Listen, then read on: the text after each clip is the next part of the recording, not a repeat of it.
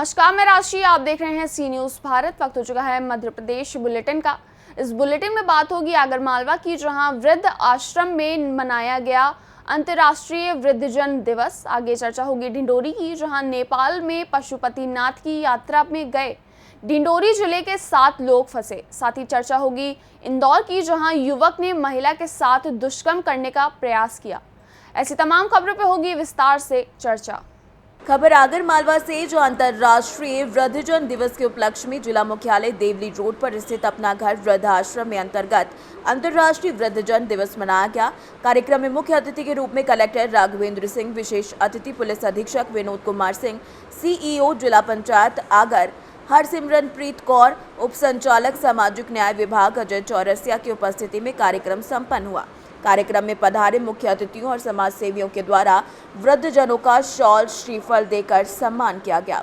Collector ने वृद्धजनों से मिलकर उनके हालचाल को भी जाना, वहीं उनके मौलिक अधिकारों और शासन से मिलने वाली योजना की उन्हें जानकारी दी। साथ ही कलेक्टर ने आम लोगों से भी अपील की कि वृद्ध अवस्था में वृद्धजनों का सम्मान करें और उन्हें अपने साथ में ही रखें।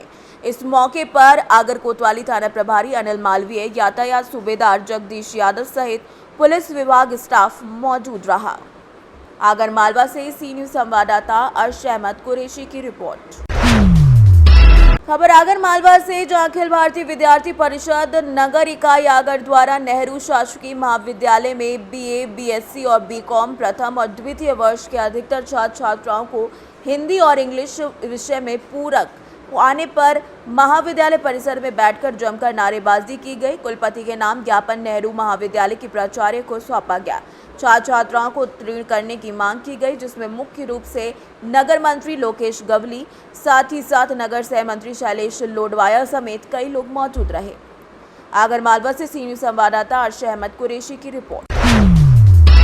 खबर डिंडोरी से है, जहां मध्य प्रदेश के डिंडोरी जिले में मेहंदवानी इलाके के कठौतिया और सरसी गांव के 7 लोग नेपाल काठमांडू में पशुपतिनाथ के दर्शन करने के लिए गए हैं।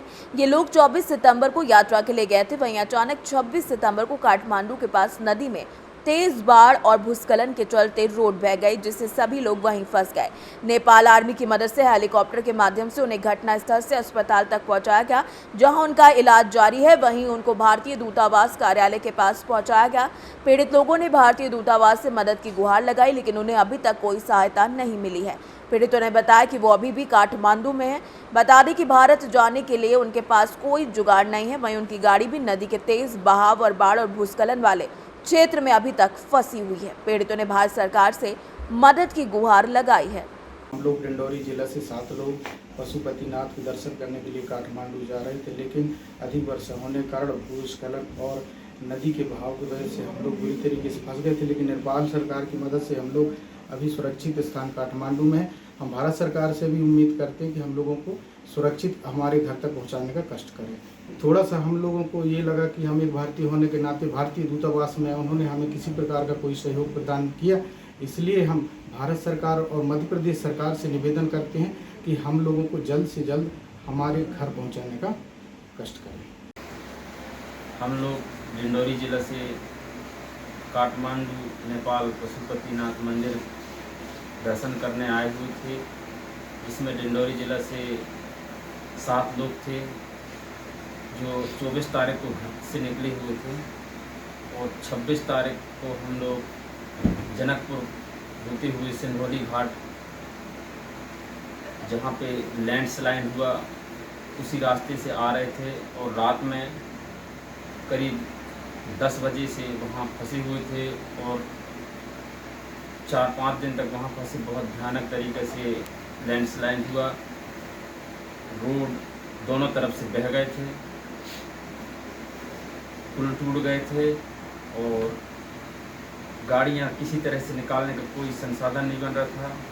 तो हम लोग सरकार से गुहार लगाते हैं कि नेपाल सरकार ने हमारी गुहार सुनी और हमको वहाँ से कल 30 तारीख को हेलीकॉप्टर के माध्यम से काठमांडू तक लेकर आई है। उनका धन्यवाद करना चाहते हैं और हम चाहते हैं भारत सरकार से कि हमको अब यहाँ काठमांडू से इंडिया पहुँचाने के लिए कोई मदद सहयोग प्रदान करे। ताकि हम अपने घर सुरक्षित पहुंच सकें। हमारी गाड़ी जो है टवेरा वो वहीं पे फंसी हुई है, लगभग 500 गाड़ी वहाँ पे फंसे हुए हैं। उसके लिए भी कोई विचार विमर्श किया जाए। बहुत बड़ी समस्या में थे हम लोग, लेकिन धन्यवाद सरकार की जो हमको काठमांडू के सुरक्षित स्थान में पहुंचाया। साथ ही हम रात में भारतीय राजदूत कार्यालय गए थे। वहाँ के अधिकारियों के द्वारा जो हम लोगों से व्यवहार किया गया वो बहुत निंदनीय है। हम भारतीय होने की वजह से हम वहाँ गए थे, लेकिन वहाँ के अधिकारियों ने जो हम लोगों से व्यवहार किया और सहयोग नहीं किया, उससे हम थोड़ा दुखी हुए। क्योंकि विदेश में भारतीय राजदूत होते हैं जो भारतीय लोगों को सहयोग करते हैं, लेकिन यहाँ जो भारतीय राजदूत के अधिकारी हैं उनके द्वारा हमें कोई प्रकार से कोई सहयोग नहीं किया गया और रात में अपने कार्यालय से बाहर निकाल दिया। और हम वहाँ से किसी तरह सहयोग लोगों से मांगते हुए एक लॉज है, अस्थायी लॉज टाइप से, जिसमें हम लोग यहाँ रुके हुए हैं। अब हम यहाँ से कैसे जाएंगे हमें समझ में नहीं आ रहा है। हम चाहते हैं सरकार, इंडिया की सरकार से कि हमको यहाँ नेपाल से बहुत जल्द निकालने की कोई प्रयास करे ताकि हम अपने घर सुरक्षित पहुँचें। हम 7 लोग नेपाल में सिंदूरी डिस्ट्रिक्ट के मंगल तार से 1 किलोमीटर पूरा प्योर टापू में फंसे हुए हैं मैदान में। शासन से हमारा मदद की गुहार है कि आप हमारी मदद करें, क्योंकि आगे भी रोड और पीछे भी रोड 8-8, 10-10 किलोमीटर बह गई है नदी में बह गई है और हम लोग बीच मझधार में फंसे हुए हैं। यहाँ हमें किसी भी प्रकार की सुविधा उपलब्ध नहीं हो पा रही है और हम लोग कम से कम महीनों लग जाएगा, नहीं निकल पाएंगे।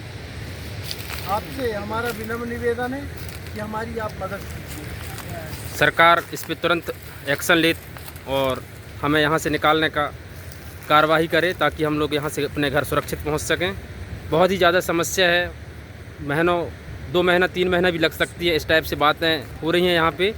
इस तरह से पूरी पहाड़ रोड एक समान समझ में आ रहा है। यहाँ से किसी तरह से जाने का कोई संभावना नहीं आ रही है। डिंडौरी से सी न्यूज़ संवाददाता दीपक की रिपोर्ट। खबर इंदौर से, जहां एक बार फिर एक महिला के साथ दुष्कर्म का प्रयास किए जाने की घटना सामने आई है।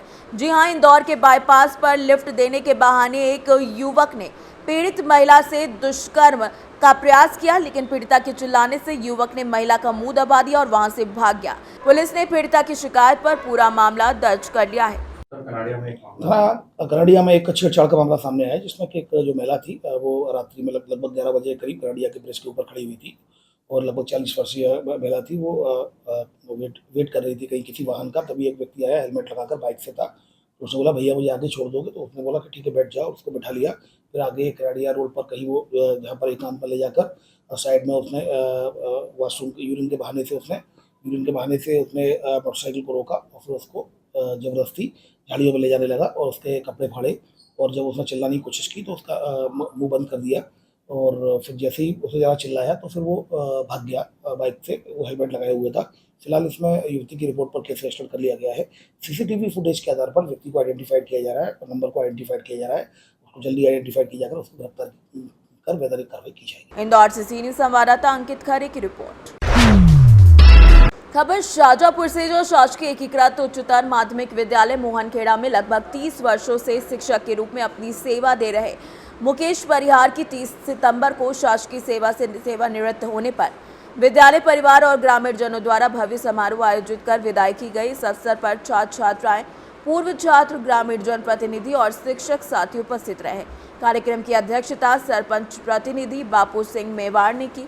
पुलिस अतिथि पूर्व प्राचार्य एनडी गुप्ता, विशेष अतिथि शारदा सीएम राइज विद्यालय प्राचार्य डॉक्टर रजनीश त्रिवेदी, बीआरसी सुरेंद्र गोखले, संकुल प्राचार्य अल्पना राणा, गोपाल राठी रहे। विद्यालय परिवार और ग्रामीण जनों द्वारा शॉल, श्रीफल, साफा, स्मृति चिन्ह और अभिनंदन पत्र देकर परिहार सर का सम्मान किया गया। शिक्षक मुकेश परिहार द्वारा 42 वर्ष के शासकीय सेवा काल में मोहन खेड़ा ने बिताए अपने 30 साल के सेवा काल को याद करते हुए शाला विकास के लिए 51,000 का चेक विद्यालय परिवार को दिया। इसी के साथ महिंद्रा शोरूम के संचालक गोपाल राठी द्वारा 5,000 की राशि स्कूल परिसर के लिए देने की घोषणा की गई।